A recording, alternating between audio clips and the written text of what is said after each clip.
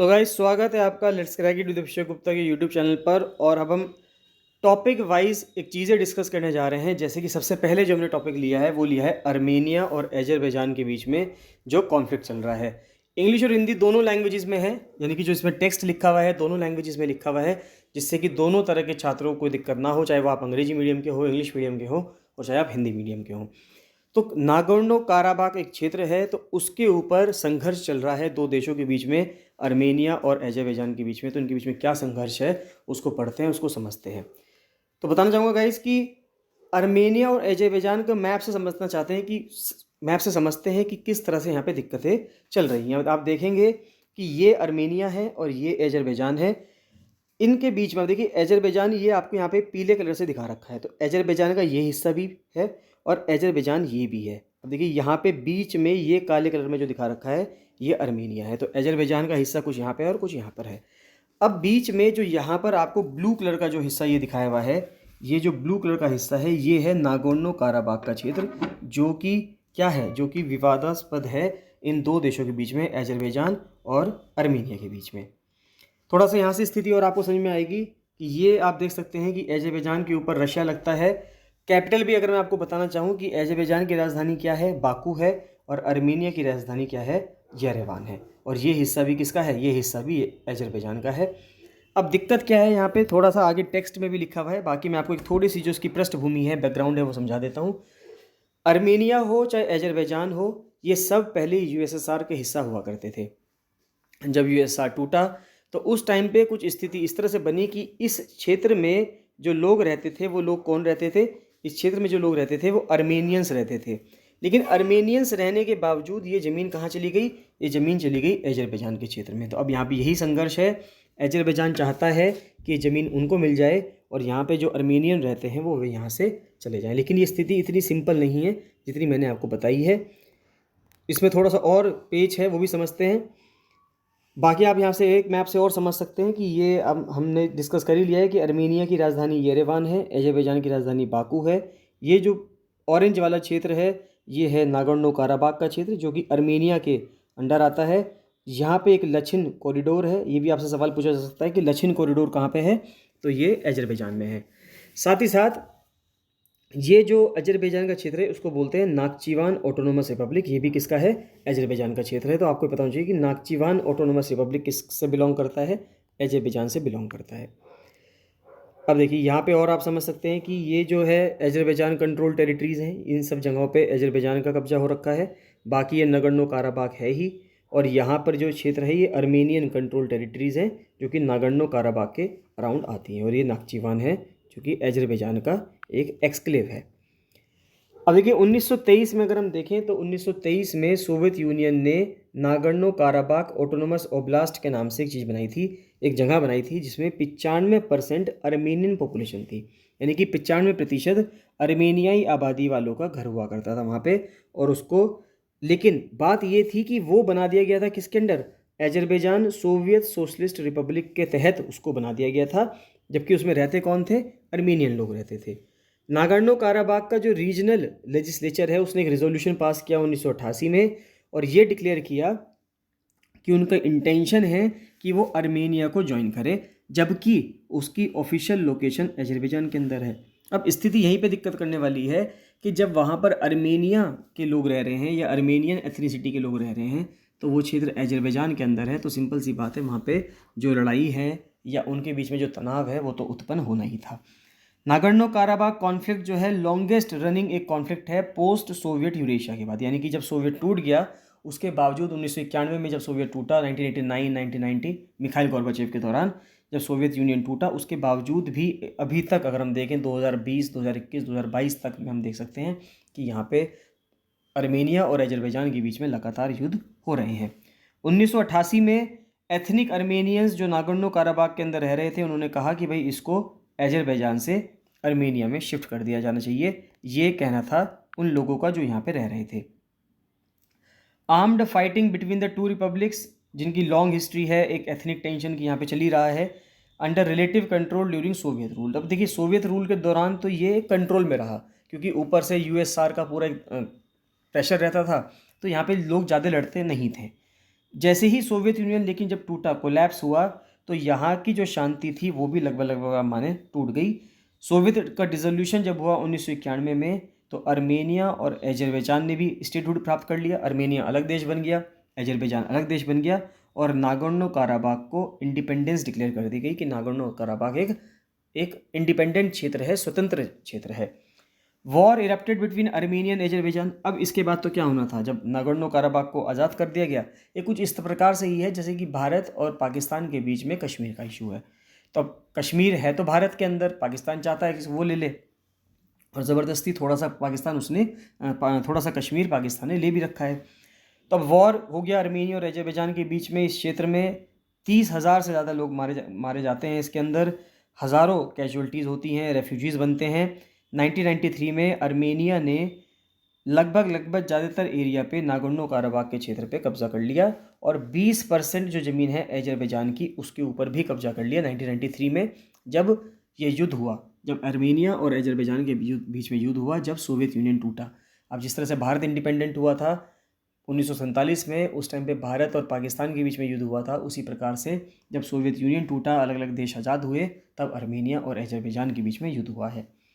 1994 में रशिया ने एक सीज़ फायर करवाया है यहाँ पे कि भाई आप जो युद्ध है उसको रोकें। एक बिश्केक प्रोटोकॉल करवाया। बिश्केक किसकी कैपिटल है ये आप मुझे कमेंट सेक्शन में कमेंट करके बताएंगे। उन्होंने कहा कि नागोर्नो काराबाख एक डी फैक्टो इंडिपेंडेंट है, यानी कि आज़ाद एक हिस्सा है ये। इसकी प्रोक्लेम्ड गवर्नमेंट रहेगी, यानी कि जो उनकी खुद की सरकार होगी वहाँ पर। इन स्टेपनाकार्ट, ये जो स्टेपनकार्ट है, ये मान के चलिए आप नागोर्नो काराबाख की राजधानी है, but still heavily reliant on close economic, political and military ties with Armenia. और लेकिन इसके बावजूद जो है, इसके अपने आप में आज़ाद होने के बावजूद भी, क्योंकि नागोर्नो काराबाख में 95% से ज़्यादा लोग अर्मेनियंस रहते हैं, तो इस वजह से चाहे वो आर्थिक रूप में हो, राजनीतिक रूप में हो, या फिर मिलिट्री के रूप में हो, सैन्य रूप में हो, सभी रूपों में वो अर्मेनिया के साथ जुड़ा हुआ है। नेगोशिएशन और मीडिएशन एफर्ट्स चल रहे थे। जो मिन्स्क ग्रुप है, मिन्स्क कहाँ की राजधानी है, बेलारूस की राजधानी है मिन्स्क। तो बेलारूस, क्योंकि बेलारूस जो है लगभग रशिया का बहुत बड़ा मित्र एक देश है, तो वहाँ पर एक ग्रुप बनाया गया जिससे कि यहाँ पे शांति बहाल की जा सके। Organisation for security and cooperation in Europe के तहत मिन्स्क ग्रुप को क्रिएट किया गया 1994 में, जिससे कि इस डिस्प्यूट को, नागोर्नो काराबाख का जो डिस्प्यूट है उसको सॉल्व किया जा सके। उसको चेयर किसने किया, यूनाइटेड स्टेट्स ने किया, फ्रांस ने किया और रशिया ने किया। 3 जो ये को चेयर्स थे आर एम्पावर्ड, इनको पावर दी गई कि आप नेगोशिएशंस कर सकते हैं, बातचीत कर सकते हैं। जो अर्मेनिया के लीडर्स हैं, अजरबैजान के लीडर्स हैं, उनके बीच में आप अलग अलग लोगों के साथ बैठ के सबमिट भी कर सकते हैं, मीटिंग्स भी कर सकते हैं। ग्रुप है successfully negotiated cease fire. Minsk group के बातचीत करने से सीज फायर तो हुआ, कुछ टाइम तक युद्ध तो रुका। टेरिटोरियल डिस्प्यूट्स लेकिन उसके बावजूद भी ऐसे ही रहा, यानी कि छोटे मोटे जो छुटपुट जो हमले होते रहे हैं वो लगातार होती रहे हैं, वो रुकने में नहीं आए हैं। फिर एक फुल स्केल कॉन्फ्लिक्ट होता है अर्मेनिया और अजरबैजान के बीच में, जिसके वजह से साउथ कॉकेसस का जो रीजन है उसमें डिसरप्शन आ जाता है, जिसकी वजह से अजरबैजान, क्योंकि अजरबैजान में बहुत ज़्यादा तेल है, गैस है, तो उनके एक्सपोर्ट में दिक्कतें आती हैं। अब देखिए सिंपल सी बात है, यहाँ पर जो दिक्कतें हैं वो एथनिसिटी की दिक्कत तो है ही, कि अर्मेनिया के लोग रह रहे हैं अजरबैजान के अंदर, क्योंकि नागोर्नो काराबाख अजरबैजान का क्षेत्र है।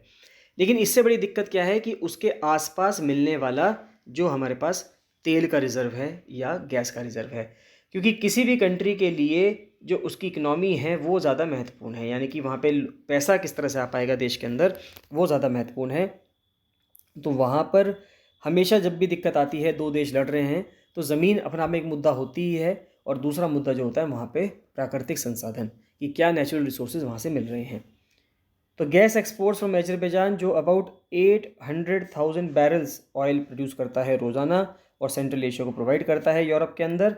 फिर Russia is committed by treaty to defend Armenia. देखिए रशिया ने एक ट्रीटी साइन की है अर्मेनिया के साथ, जिस तरह से नाटो का एक ग्रुप बना है उस तरह से रशिया ने एक ट्रीटी साइन करी है अर्मेनिया के साथ, कि जब भी अर्मेनिया पे हमला होगा तो रशिया उसकी मदद करेगा।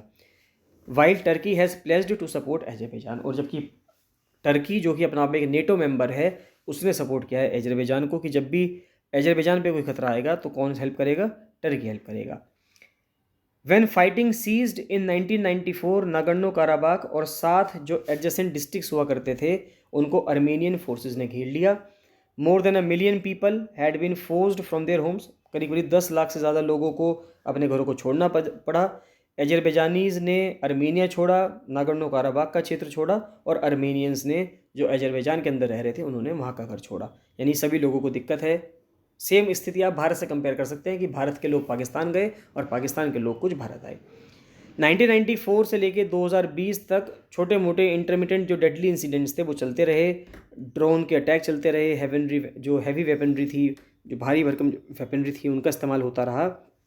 लेकिन सितंबर 2020 में एक फुल फ्लेजेडली वॉर शुरू हुआ।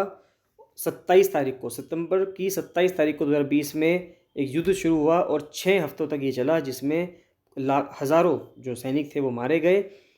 10 नवंबर को जाके सीज़ फायर ब्रोक आउट हुआ, यानी कि सीज़ फायर हुआ और युद्ध बंद हुआ। 7,000 से ज़्यादा मिलिट्री के 170 सिविलियंस मारे गए और कई लोग जो हैं घायल हो गए।